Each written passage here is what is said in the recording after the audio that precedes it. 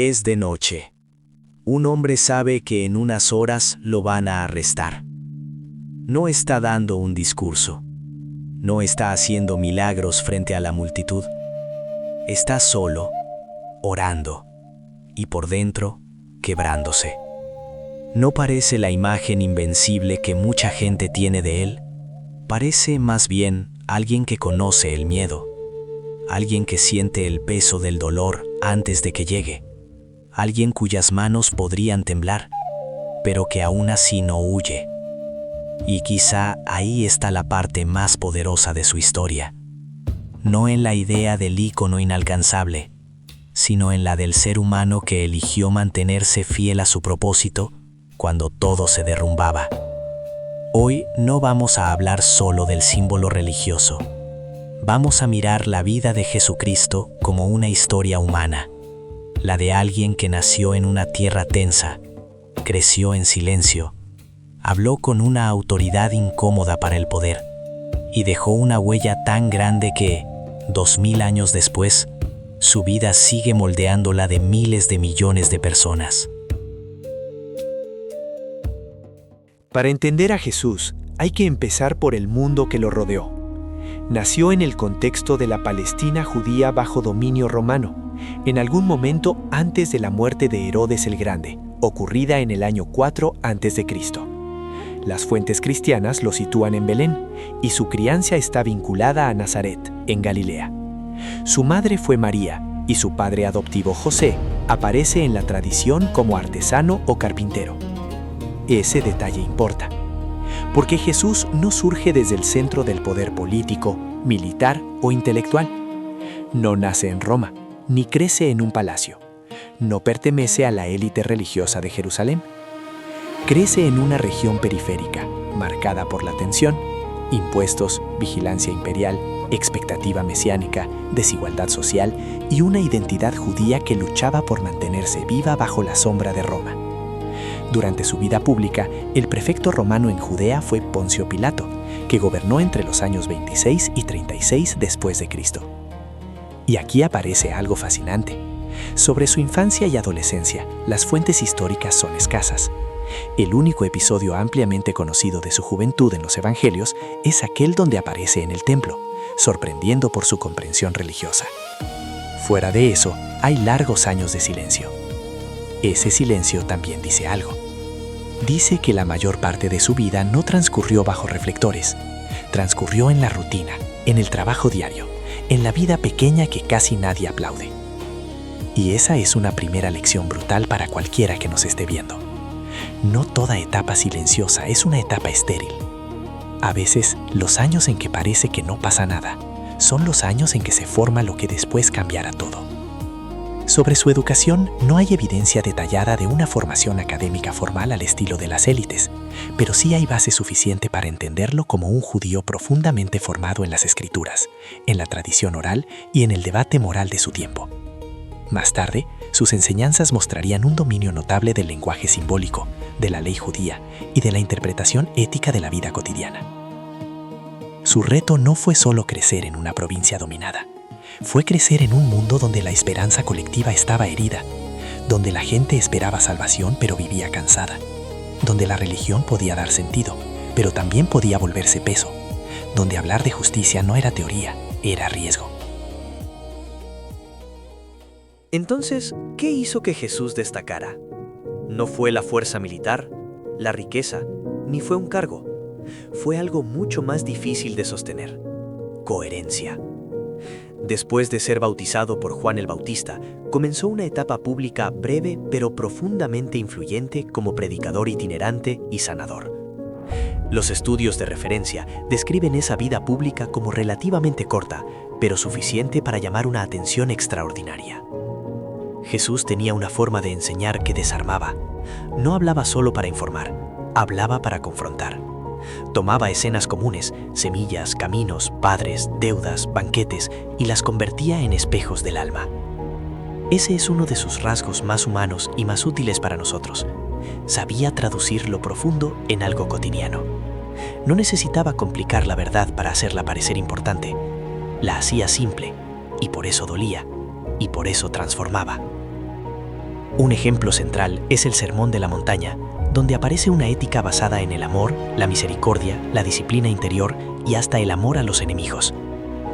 Ahora atención con esto. Hablar de amor al enemigo en una tierra ocupada por Roma no era una frase bonita para una taza de café. Era una provocación moral gigantesca. Era pedirle a la gente una fuerza interior que iba contra el instinto de revancha. Jesús destacó porque no solo denunció el mal allá afuera, también señaló la dureza aquí adentro, la hipocresía, el orgullo espiritual, la obsesión con aparentar rectitud mientras se descuida la compasión. Eso le dio autoridad frente a la gente común y le ganó resistencia entre sectores de poder religioso y político. Su impacto no estuvo solo en lo que dijo, sino en cómo trató a las personas.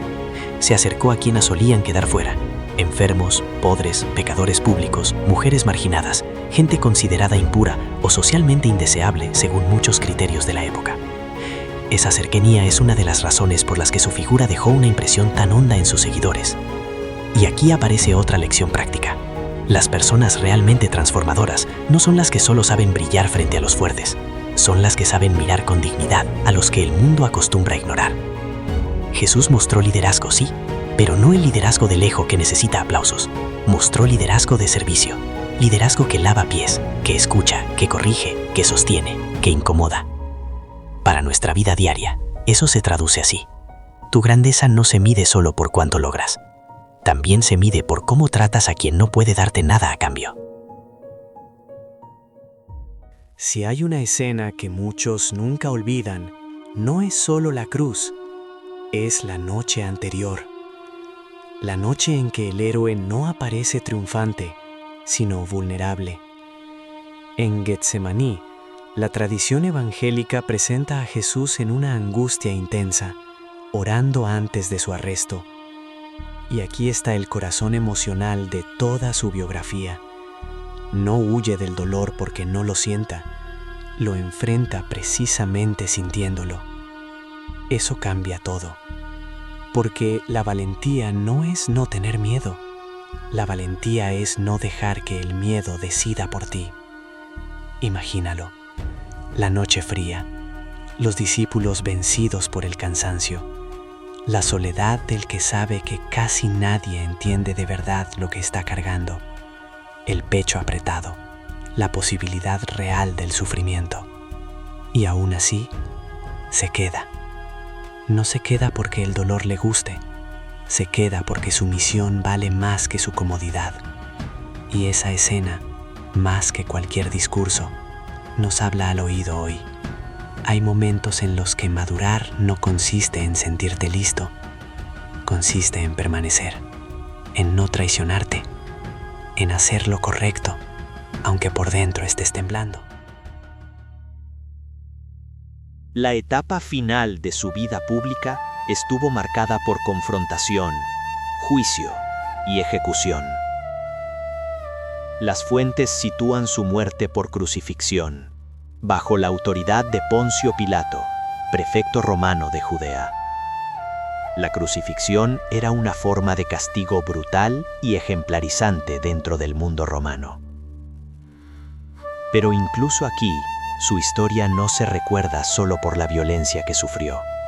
Se recuerda por la forma en que convirtió una derrota visible en una huella invisible e inmensa. Porque históricamente, lo asombroso no es únicamente que lo ejecutaran. Lo asombroso es que su movimiento no desapareció con su muerte. Al contrario, creció, cruzó fronteras, cambió idiomas, imperios, calendarios, arte, leyes, ética, imaginación colectiva. Hoy, el cristianismo sigue siendo la religión más grande del mundo. Esa permanencia convierte la vida de Jesús en una de las más influyentes de la historia humana. Más allá de la fe personal de cada espectador, hay un hecho difícil de negar. Su legado sobrevivió al fracaso aparente.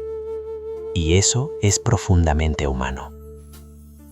Porque todos vivimos crucifixiones simbólicas, proyectos que mueren, relaciones que terminan, versiones de nosotros mismos que se derrumban. Y la vida de Jesús nos obliga a mirar una posibilidad incómoda pero esperanzadora. que lo que parece final no siempre es final. A veces es el punto donde el sentido apenas comienza. A los ojos del poder, su muerte parecía el final. A los ojos de muchos, parecía una derrota. La cruz parecía cerrar la historia del hombre que había hablado de amor, verdad y reino de Dios. Pero no era el final, era el umbral. Porque Jesucristo no quedó en la tumba. Jesús resucitó verdaderamente. Y esa no es una metáfora, no es un símbolo poético, no es una manera bonita de decir que su mensaje sobrevivió. Es el hecho central de su identidad, la prueba definitiva de que Él era quien decía ser, el verdadero Mesías, el Hijo de Dios. La resurrección no solo cambió el destino de sus discípulos, cambió la historia humana para siempre. Los que antes estaban escondidos por miedo, después anunciaron con valentía que lo habían visto vivo. Los que estaban quebrados por la tristeza, fueron transformados por una certeza. Los que pensaron que todo había terminado, entendieron que apenas estaba comenzando la victoria más grande. Porque si la cruz mostró el tamaño de su entrega, la resurrección reveló el tamaño de su autoridad. La muerte no lo venció, la tumba no pudo retenerlo, el dolor no tuvo la última palabra y el mal no escribió el final de su historia. Por eso, el legado de Jesús no descansa solamente en sus enseñanzas, ni solamente en su compasión, ni solamente en la huella moral que dejó en el mundo. Su legado vive porque Él vive. Y esa es la diferencia absoluta entre Jesús y cualquier otro líder, maestro o personaje histórico. Jesucristo venció la muerte. Y aquí está la esperanza que atraviesa los siglos y alcanza también nuestra vida hoy. Que cuando Dios interviene, ningún final oscuro es definitivo. Que donde el ser humano ve ruina, Dios puede abrir eternidad. Que donde parece haber silencio, Dios puede traer resurrección. Porque todos conocemos nuestras propias cruces. Las pérdidas, los fracasos, las traiciones, las noches donde todo parece derrumbarse. Pero la resurrección de Jesús nos recuerda que después del dolor puede venir redención. Después de la tumba puede venir vida. Y después de la oscuridad puede amanecer una esperanza que nadie puede apagar. Jesús no solo dejó un recuerdo, dejó una verdad viva. Y esa verdad sigue sosteniendo a millones. Que el Mesías prometido vino, que el Hijo de Dios se entregó y que al resucitar, abrió para la humanidad un camino de salvación, esperanza y vida nueva. Entonces, ¿qué podemos aplicar de Jesús, el hombre, en nuestra vida? 1. Claridad de propósito.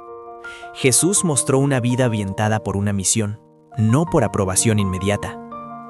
Antes de aceptar algo por presión, pregúntate, ¿esto me acerca a quien quiero ser o solo me evita un conflicto momentáneo? 2. Dignidad para todos. Su manera de acercarse a personas excluidas cambió la conversación moral de su tiempo. Mañana, trata con el mismo respeto a la persona que te sirve un café, a quien limpia un espacio o a quien te abre una puerta. 3. Fuerza emocional para permanecer.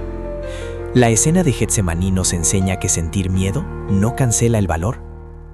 ¿Hay una conversación difícil que has estado evitando? No esperes a sentirte invencible. Tenla con honestidad y calma. 4. Coherencia por encima de imagen. Jesús fue duro con la hipocresía religiosa y moral. Revisa una sola área donde estás aparentando más de lo que realmente practicas y corrígela en silencio. 5. Amor como disciplina, no como emoción pasajera. En sus enseñanzas más conocidas, el amor no aparece como sentimentalismo, sino como una práctica exigente, incluso a quien lastima. Esta semana, Responde con firmeza y respeto en una situación donde antes habrías reaccionado con ataque o desprecio. Esa quizás sea la lección más grande. La transformación real no empieza cuando controlas el mundo. Empieza cuando gobiernas tu respuesta al mundo. Tal vez la esencia humana de Jesucristo no está solo en qué multitudes lo siguieron, está en que conoció la fatiga, la incomprensión, el rechazo y el miedo.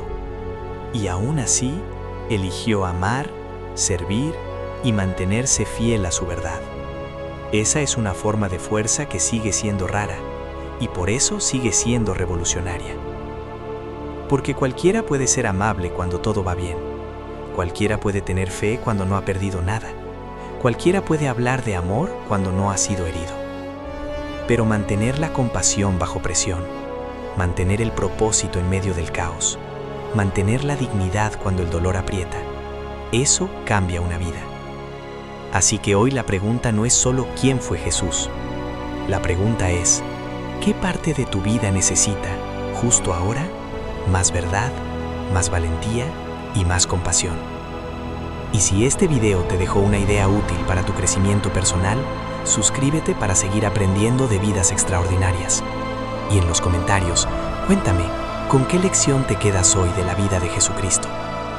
Porque a veces una historia de hace 2000 años puede ser exactamente la conversación que necesitábamos para vivir mejor mañana.